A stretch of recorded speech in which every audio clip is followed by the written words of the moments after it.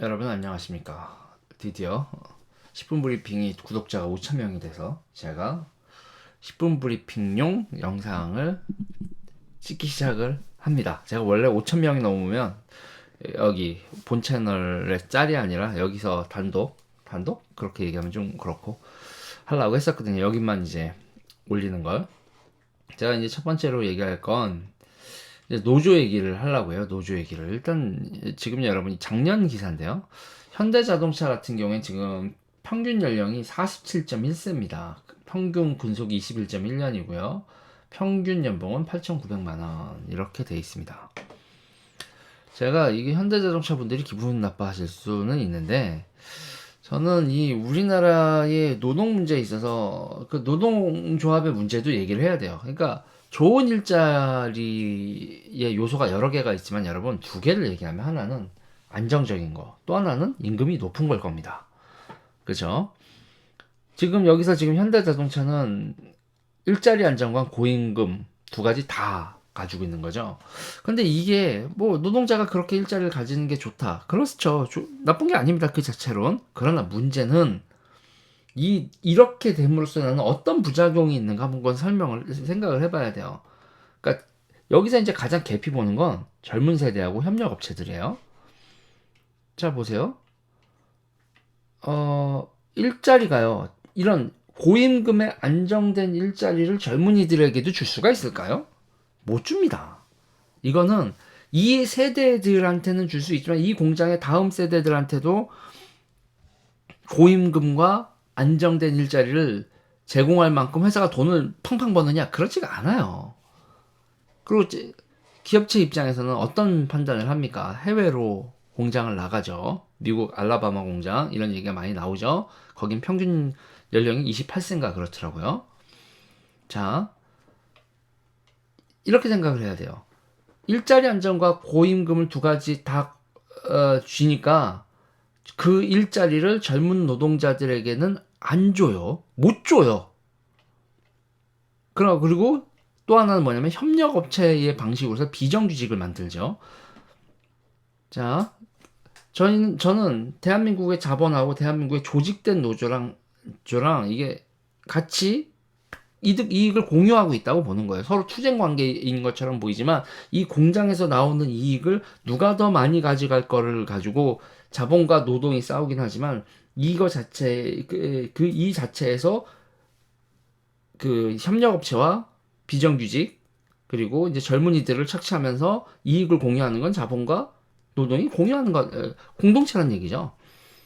자, 일자리 안정과 고임금 두 가지를 다 노조가 거머쥐게 되니 젊은이에겐 일자리가 사라지고 그 일자리 안정 그러니까 여기서 봐요. 일자리 안정을 받아들이면 탄력적 임금 체계. 그러니까 내가 일자리가 안정돼 있는데 대신 공장 잘 돌아가면 나한테 보너스 주시고 공장이 안 돌아가면은 적게 받을 거예요 하는 일자리 안정을 선택을 했으면 탄력적 임금 체계를 받아들이든지 아니면 탄력적 고용을 그래요 나 언제 잘릴 수도 모르니까 그 대신 고임금 줘요.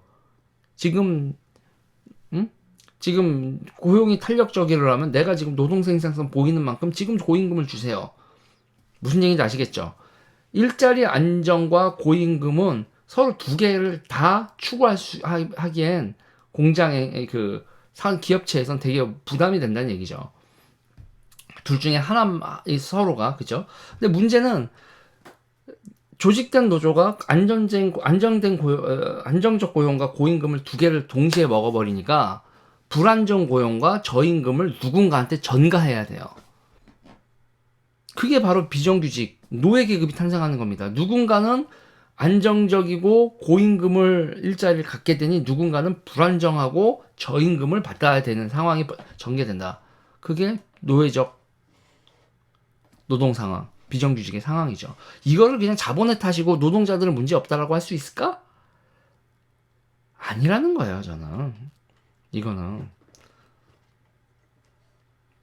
아니라는 거예요. 그러면서 그러니까 노동자들 중에서 피해당한 사람들 있죠. 그 피해당한 사람들을 전면에 내세우면서 자기들 기득권을 누리고 있는 노동자들도 마치 그 노동자들처럼 힘든 것 양 쇼를 하죠.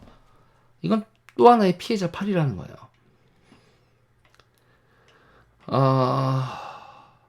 그러니까 이런 식의 얘기를 쉽게 잘 못하죠. 노동이 기득권화돼 있다라는 얘기를 쉽게 잘 못하는데 저는 이거는 대한민국 정치 담론이 이게 진영 논리와 내숭, 남이 눈치 보면 인정투쟁하기 몰입돼 가지고요. 이런 문제를 그냥 얘기를 안 해. 이런 얘기를 하면 너 좌파에서 왕따 당하고 그렇잖아요. 그럼 우파는 그냥 막 노동 욕하고 좌파는 막 자본 욕하면서 서로 적대적 공존을 한다. 그 적당한 선에서 타협을 하지. 비정규직 문제나 젊은이들 문제 얘기하면 바보 되는 거거든. 이런 겁니다. 그래서 젊은이들 같은 경우에는 학원집 이렇게 살다 보니까 애들은 그냥 그러니까 내가 잘못해서 나고 하면 내가 잘못해서 나고 하는 거니, 응? 그렇게 받아들일 땐 공정한 경쟁의 기회만 달라. 그러면서 찾아가는 데가 비트코인이고, 영혼을 끌어서 뭐 주식 사고, 이러니 나라가 제대로 돌아갈까요? 그러니까 이러면 산업국가 대한민국이 몰락한다 이거죠. 산업국가 대한민국이 몰락한다는 겁니다. 그러니까 제가 얘기하는 건요, 여러분 이런 거요. 탄력적 고용, 탄력적 임금 체계 이렇게 돼도 인간이 비참해지지만, 그러니까 하나는 가져가야 되죠. 안정된 고용의 탄력적 임금이나 탄력적 고용의 고소득이나, 그러니까 비정규직한테 돈을 더 줘야 된다는 거예요. 이것도 논리 간단한 겁니다. 회사 입장에서 한 달을 다 써서 300만 원을 써야 되는데 열흘밖에 필요하지 않아. 그럼 열흘 쓰면서 150만 원 주는 거예요. 그러면 회사도 이득, 노동자도 열흘 일하면서 일당이 15만 원이 되잖아요. 10만 원에서. 그러니까 탄력적 고용을 하면 비용을 더 지불할 생각을 해야 되는 겁니다. 이해가 되시죠? 탄력적 고용을 하면서 돈은 덜 준다. 그러면 이건 사람 노예죠. 이해가 되셨죠, 여러분? 이 두 가지 개념으로 답을 내는 타협을 해야 된다는 거예요. 일자리가 안정되면 임금을 줄이고, 일자리가 탄력적이면 돈을 더 주고, 이렇게 돼야 균형이 맞는데 우리는 몰빵이죠. 몰빵하고 또 죽을 사람 죽고 살 사람은 누리자, 이런 컨셉인가요? 지금 이거에서 지금 문제는 이렇게 산업이, 그러면 지금 보면 이렇게 되면 어떻게 돼? 지금 이 노동자분들이, 현대자동차 노동자분들이 이렇게 다 연차가 차가지고 퇴직을 하면 현대차는 한국에서 공장을 떠나는 겁니다. 젊은 사람들 뽑아가지고 공장을 유지하는 게 아니라. 뭐 이게 정유업계, 지금 자동차 업계, 울산 큰일 난 거예요. 울산, 거제 이런 쪽 있잖아요. 지금 우리 남동권 벨트라고 하는데 큰일 난 겁니다.